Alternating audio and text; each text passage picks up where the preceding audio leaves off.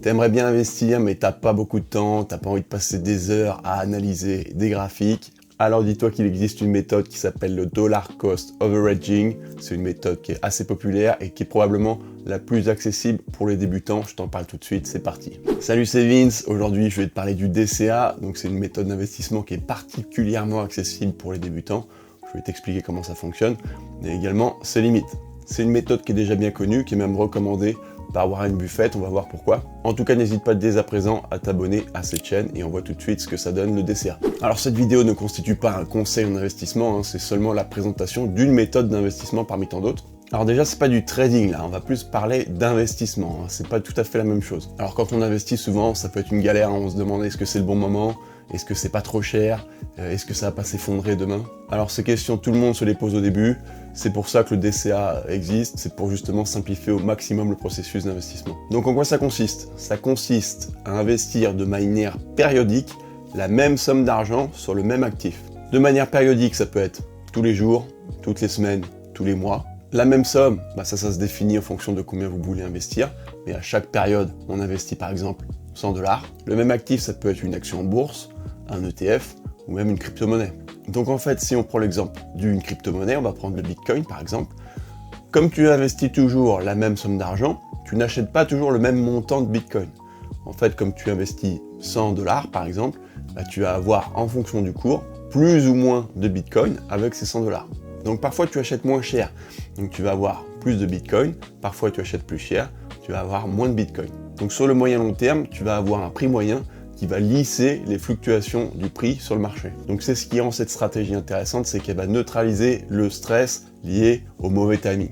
Avec cette stratégie, tu peux gagner de deux manières. Déjà avec l'évolution du cours du prix de l'actif. Évidemment, si tu l'achètes moins cher et que tu lisses ton prix moyen sur le long terme, si le cours augmente, tu vas gagner de l'argent. Et tu peux également gagner avec des dividendes, par exemple avec des actions ou des ETF. En crypto, tu as un autre moyen, c'est de stacker les cryptos que tu achètes. Ça permet d'immobiliser tes cryptos et d'être rémunéré en dividendes, en récompense de stacking. Tu peux également profiter de l'effet si cher à Warren Buffett, l'effet cumulé, en réinvestissant tes dividendes pour créer des dividendes plus gros, et ainsi de suite. C'est l'effet boule de neige. Alors quels sont les avantages majeurs du DCA? Déjà, c'est la simplicité. Tu choisis ton actif, tu choisis combien tu veux investir, quand, et t'appliques. C'est accessible, tu peux commencer avec un petit montant. Tu as une discipline automatique, pas de FOMO, tu sais que tu vas investir à chaque fois sur le même actif au même moment, la même somme. Tu transformes un problème psychologique, le timing, en un processus mécanique. Alors quels sont les désavantages du DCA? Tu investis parfois au mauvais moment. Forcément, tu vas parfois acheter dans des creux ou acheter dans les pics. Tu achètes dans les pics, forcément tu vas pas avoir le meilleur prix. Tes performances sont lissées, donc c'est pas forcément optimisé comme un trader pourrait le faire, justement en achetant au bon prix et en vendant un peu plus haut pour pouvoir acheter plus bas. C'est pas optimisé à ce niveau-là. Tu peux également potentiellement avoir un peu plus de frais, parce que justement, avec la récurrence, en fonction des brokers ou des plateformes, tu peux avoir des frais qui sont un peu élevés. Et puis évidemment, le risque existe toujours, c'est pas une formule magique le DCA.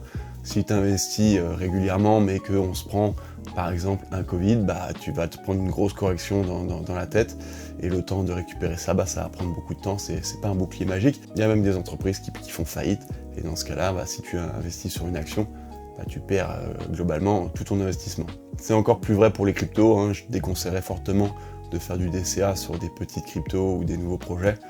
En revanche, sur les cryptos les plus solides, ça commence à avoir du sens. Donc parlons justement de quel type d'actifs on peut faire du DCA. Donc sur les actions, c'est intéressant, par exemple des grosses actions comme Apple ou Microsoft. En plus, tu vas toucher des dividendes. Les ETF, alors je ferai peut-être une vidéo dédiée aux ETF.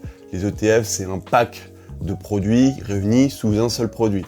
Par exemple, l'ETF qui est corrélé au S&P 500. Le S&P 500, c'est les 500 plus grosses entreprises américaines. Et bien, au lieu de devoir acheter une action de chacune de ces entreprises, tu achètes l'ETF S&P 500 et comme ça, tu paries sur la globalité de ces 500 entreprises. Il faut savoir que les ETF peuvent te délivrer également des dividendes. Et comme je disais, les crypto-monnaies, mais pas en CFD. On achètera les cryptos pour les détenir et éventuellement les stacker. Donc une des recommandations de Warren Buffett pour le DCA, c'était d'investir sur l'ETF S&P 500. Le S&P 500, comme je le disais, c'est les 500 plus grandes entreprises américaines. Ça reflète globalement la bonne santé du pays et des entreprises du pays. Le S&P a traversé toutes les crises, il a toujours fini par remonter. Bon, c'est un peu vrai globalement pour tous les indices américains. Si on prend le Nasdaq, il a encore fait des plus hauts historiques cette année.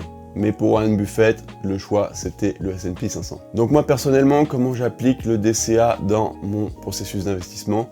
Moi je fais globalement que du DCA sur Bitcoin. Alors j'ai une petite variante, c'est-à-dire que j'essaye d'investir uniquement pendant les phases baissières. J'applique un petit peu de trading là-dedans. J'investis en DCA quand ça baisse et je réduis mes investissements, voire je coupe. Pendant les phases haussières, je stack mon Bitcoin et je réactive mon DCA pendant les phases baissières. Voilà, maintenant tu es calé sur la stratégie DCA. N'hésite pas à me dire en commentaire si tu l'appliques, sur quel actif. Est-ce que tu fais des actions, des ETF? Est-ce que tu récupères tes dividendes? Est-ce que tu appliques l'effet boule de neige en réinvestissant ces dividendes? Est-ce que tu le fais sur les cryptos? Ça m'intéresse. N'hésite pas à t'abonner. N'oublie pas le petit like. À bientôt. Bisous.